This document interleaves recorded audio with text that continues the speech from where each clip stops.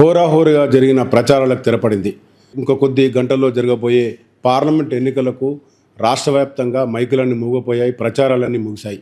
అయితే ప్రస్తుతం కరీంనగర్ పార్లమెంటు పరిధిలో గత 2 నెలల నుంచి కూడా పూర్తి స్థాయిలో అన్ని పార్టీల అభ్యర్థులంతా కూడా ప్రచార హోరులో మునిగిపోయారు. ఈరోజు ముగిసిన సందర్భంగా ఎలాంటి ఏర్పాట్లు జరిగాయి, శాంతి భద్రతలకు సంబంధించి సజావుగా ఎన్నికలు జరిగేందుకు ఏమై ఏర్పాటు చేశారు మనతో మాట్లాడేందుకు కరీంనగర్ సిపి అభిషేక్ మహంతి ఉన్నారు. వారితో మాట్లాడదాం. సార్ చెప్పండి, పూర్తి స్థాయిలో మీరు ఈ పార్లమెంట్ ఎన్నికలకు సంబంధించి ఎలాంటి చర్యలు చేపట్టారు? ఇప్పుడు మోడల్ కోడ్ ఆఫ్ కండక్ట్ వచ్చిన నుంచి కూడా మనకి ఎన్ఫోర్స్మెంట్ వర్క్ పైన మొత్తం ఇంటెన్సిఫై చేయడం జరిగింది. అలాగే ఇప్పుడు May 13th కోసం కూడా మనం పూర్తి స్థాయిలో సిద్ధంగా ఉన్నాము. టోటల్ ఒక 2400 మన పోలీస్ సిబ్బంది, దీంట్లో పారామిలిటరీ ఫోర్సెస్ కూడా 4 కంపెనీలు అలాట్ చేశారు. సో ఇవి అన్నీ కూడా డిస్ట్రిబ్యూషన్ సెంటర్ నుంచి ఈవీఎంస్ బయలుదేరే నుంచి వచ్చే వరకు పోలింగ్ ప్రాసెస్ కంప్లీట్ అయ్యే వరకు కూడా పూర్తి సెక్యూరిటీ అరేంజ్మెంట్స్ ఈ 2400 పోలీస్ సిబ్బందితో జరుగుతుంది.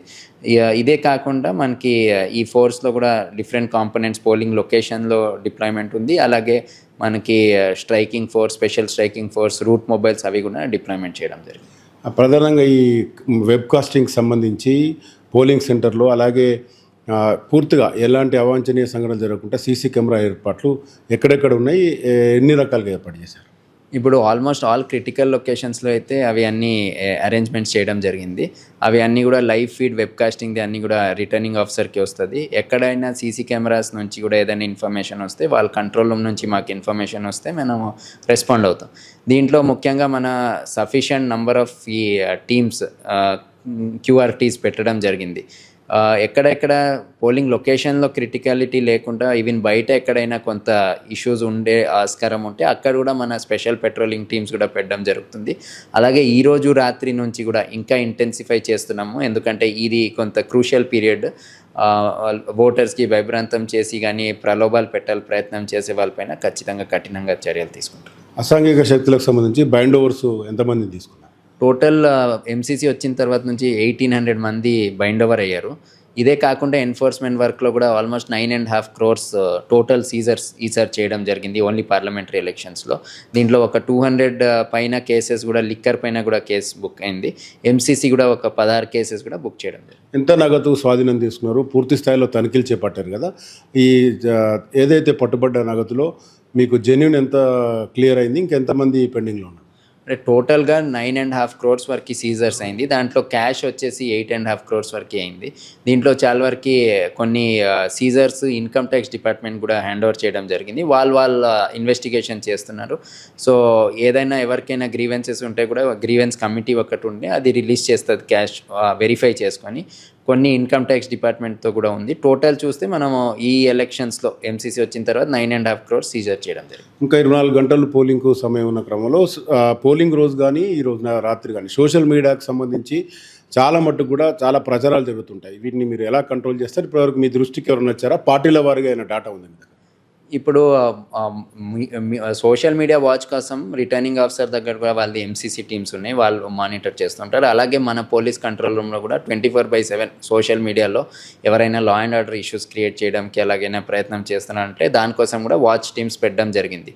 ఈ రెండు కూడా కోఆర్డినేషన్స్తో పనిచేస్తున్నాయి. ఏదైనా కంప్లైంట్స్ వస్తే కూడా ఎంసీసీ వైలేషన్ కింద వస్తే కేసెస్ రిజిస్టర్ అవుతుంది. లేకపోతే ఏదైనా వేరే విధంగా మాకు ఇన్ఫర్మేషన్ వస్తే కూడా మన ఫీల్డ్ టీమ్స్ వెళ్ళి వెరిఫై చేస్తున్నారు. సమస్యాత్మక ప్రాంతాల్లో ఎలాంటి చర్యలు చేపట్టారు? ఎన్ని సమస్యాత్మక ప్రాంతాలతో పాటు ఎన్ని బూతులు అందులో ఉన్నాయి? టోటల్ చూస్తే 54 క్రిటికల్ పోలింగ్ లొకేషన్స్ ఉంది. దీంట్లో 121 బూత్స్ కింద వస్తాయి ఈ లొకేషన్స్లో 121. సో ఇవి అన్నిటికీ కూడా పారామిలిటరీ ఫోర్స్ డిప్లాయ్మెంట్తో సహా ఇక్కడ చుట్టుపక్కల క్లస్టర్ టీమ్స్ కొంత పెట్టడం జరిగింది బయట డామినేషన్ చేయడానికి పోలీస్ సైడ్ నుంచి. అలాగే QRTs, striking force, special striking force కూడా ఈ సమస్యాత్మక ప్రాంతాల్లో కూడా కంటిన్యూస్గా మూమెంట్లో ఉంటాయి. అది రేపు నుంచి అవి స్టార్ట్ అయిపోతుంది అన్నీ కూడా, ఎందుకంటే రేపు నుంచి డిస్పాచ్ అవుతుంది కాబట్టి అన్ని ఈవీఎంస్ రేపు నుంచి ఎండ్ ఆఫ్ పోలింగ్ వరకు ఇవి అన్ని పొజిషన్లో ఉంటాయి. 144 సెక్షన్ అమల్లో ఉంటుంది.